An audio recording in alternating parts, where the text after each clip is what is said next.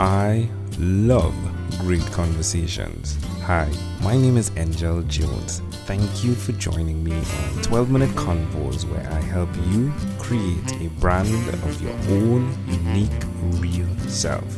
Listen in as I have conversations with amazing people from all over the world. Good morning, Kathy Kenzora. How are you going on this wonderful, beautiful morning? I'm fabulous. It's a great pleasure to connect with you, Kathy. What part of the world are you in right now? I am in Canada. I live near Toronto in a city called Mississauga. Now, the time goes back in Canada as well. There's daylight savings time, yeah? Is it? Yeah? Yes, our time went back on Sunday, so we're all just adapting. Right. So, yeah, we were definitely on the same time just past Sunday.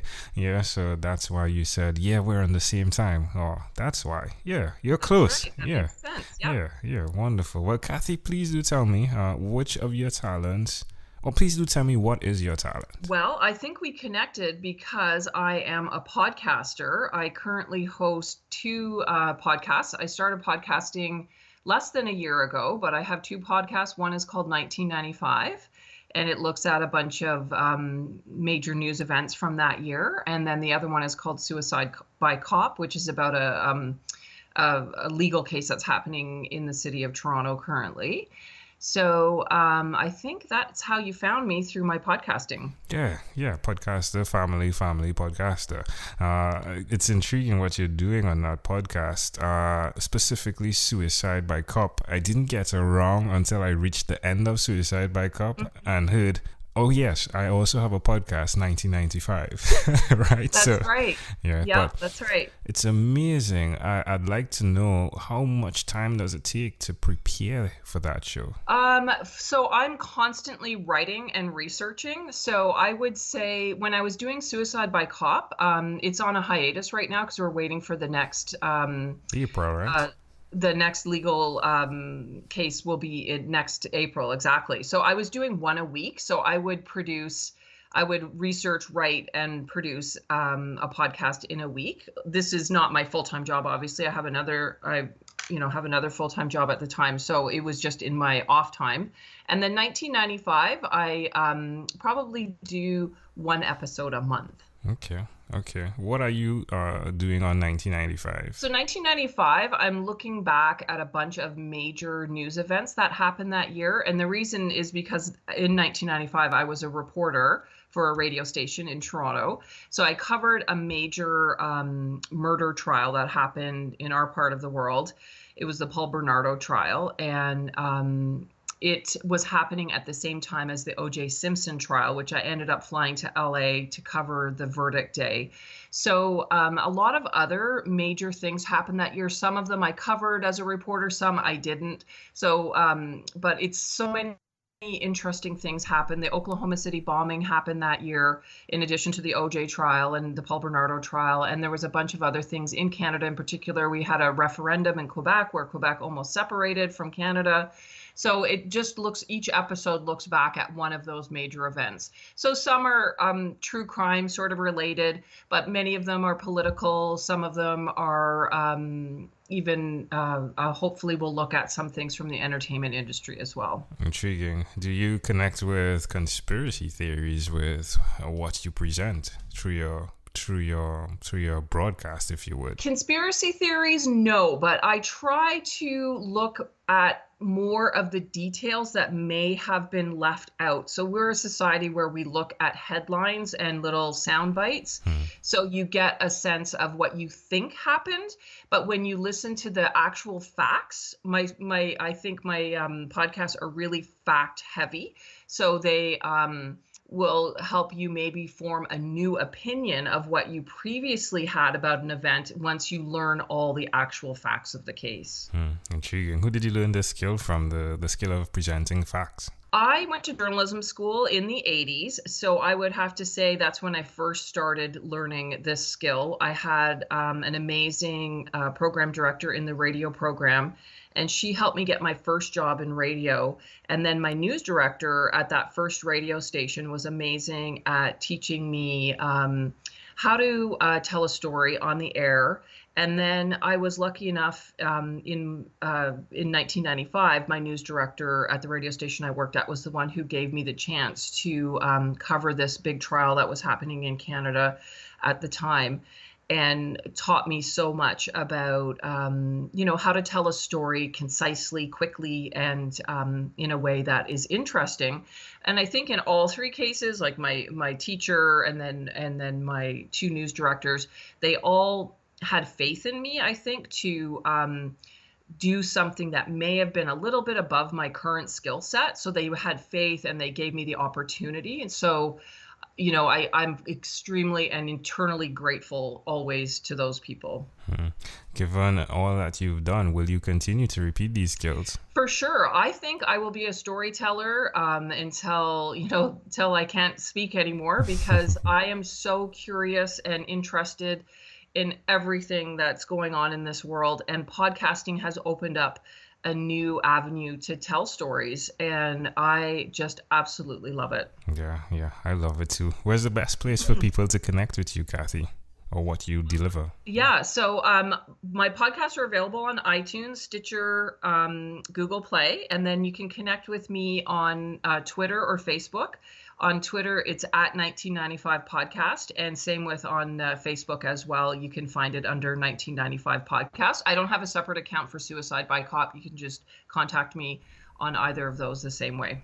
What's one thing that you've done, it could be another thing, consistently over the last 3 years? I know, I was trying to think of something other than podcasting, but I would say listening to podcasts. I am a podcast fanatic. I listen all day long. From as soon as I wake up in the morning, I listen to The Daily when I'm making breakfast for my kids, and then throughout the day, I listen while I'm getting ready, while I'm commuting, while I'm cooking dinner, while I'm doing laundry. It's just always in the background. I just can't get enough of podcasting and listening to podcasts. How does digesting all of that content make you feel? It makes me feel like my IQ goes up every day. Like when I listen to The Daily, I don't know if you listen, the New York Times podcast they put out every morning. Not yet. I swear, I feel like my IQ goes up a few points every day when I listen to it. I just feel like I am more I'm connected more to what's going on in the world. So I love it. And I love talking to people about podcasts, even if they don't want to talk about it. So. I like that. Well, suggest to someone that's listening why they should do what you've done by really integrating the need to know, if you would. Yeah, I just think that so often there's more to the story. So you think you know the whole story by just either hearing a headline, reading a headline, or hearing a quick little clip. But there's so many angles to every single story. So I think it's so important. If you want to form an opinion on something, that's fine. But I really think by listening and reading, you acquire the information you need to make an informed opinion. And no one is going to take you seriously unless you have the facts. And you're not going to have the facts unless you inquire and read and listen and find out more. Love it. Well, amazing audience, we are live with Kathy Kenzora. Again, she's the podcast host of Suicide by Cop and 1995. Do check that out. Amazing stuff going on there. Kathy definitely delivers. Kathy, let's switch gears for a moment now, and let me invite you into my time machine that is surrounded with a beautiful, warm, blue Caribbean water. Kathy, what is your earliest childhood memory? I would have to say I have a bunch around the same time, but I was thinking of one today where my dad and I were together. I was around 6, I think, and it was his sister's birthday, my aunt, and he wanted to surprise her with a pizza and put candles on it, which I thought was so cool. Instead of a cake, he got her a pizza. And as we were doing it, I remember the radio playing in the background, and we were in her kitchen. But then unexpectedly, the lighter he was using to light the candles sort of exploded. Not like a major explosion, but just where all the parts flew all over the kitchen. So I ran to pick them up for him, and I burned my hand pretty badly on the parts.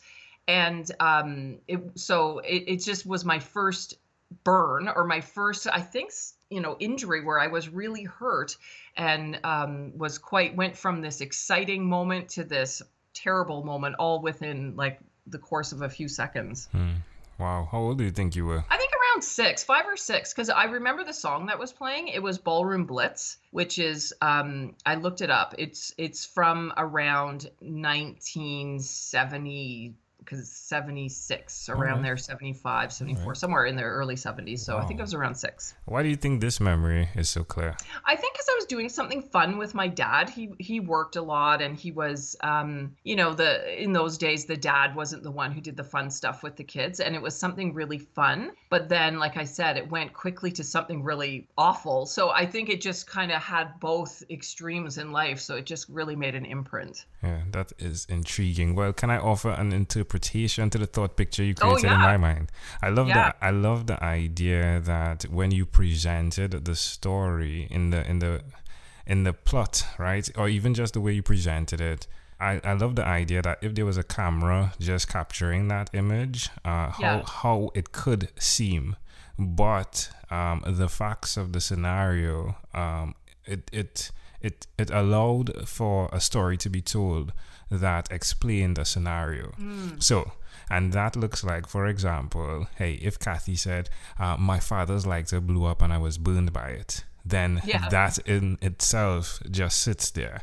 But the fact that you told the entire story at that age, you captured what happened with the pizza and the lights and then it blowing up and then you running to help. It's just fascinating how that connects to what you're doing now by being connected to telling the entire story, getting all of the facts.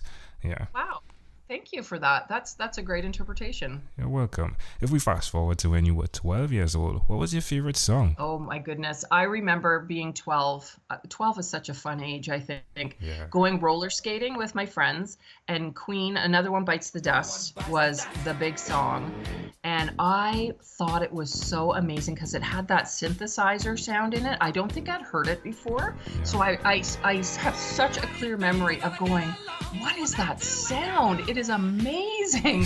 And so after that, I just fell in love with Queen and all of their music. But I remember that song specifically from that era. Yeah, it's amazing how you can connect dots, right, in life. Yeah, for sure.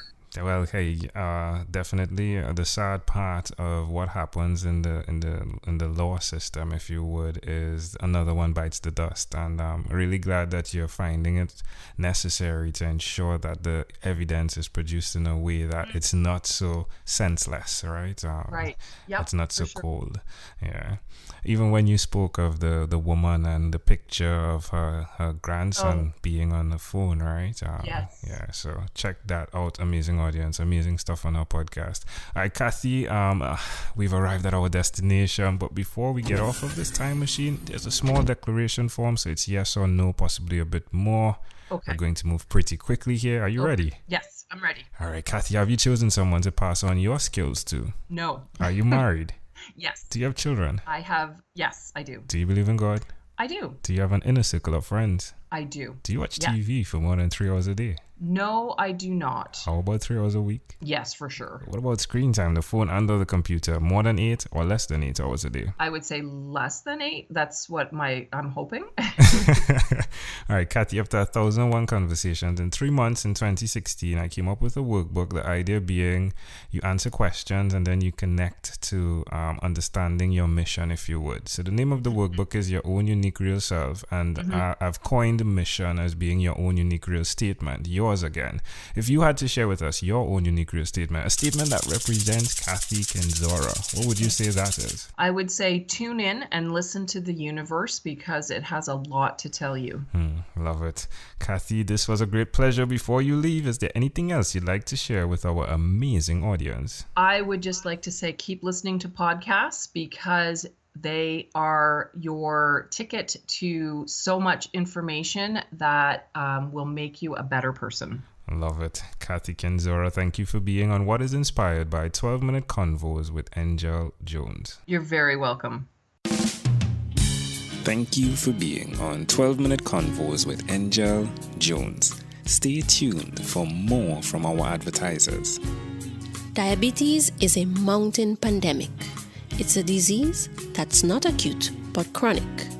Similar to this rhyming method, I have simplified the definition, the signs and symptoms, and the complications of diabetes for both adults and children in my books, Poems for Patients, A Focus on Diabetes, and The ABCs of Diabetes for Children. These books are available on Amazon.com, and for more information, you can visit my website, poemsbyaj.com. That's poemsbyaj.com.